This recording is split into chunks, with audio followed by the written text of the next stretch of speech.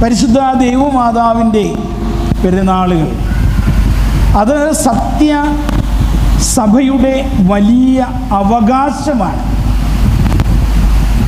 ഇന്ന് വായിച്ചു കേട്ട വേദഭാഗത്തിൽ പ്രത്യേകം പറയുന്നു, വിളക്ക് കൊളുത്തി ആരും അത് പറയിൻ കീഴിൽ വെക്കാറില്ല, കട്ടിലിൻ്റെ കീഴിൽ വെക്കാറില്ല.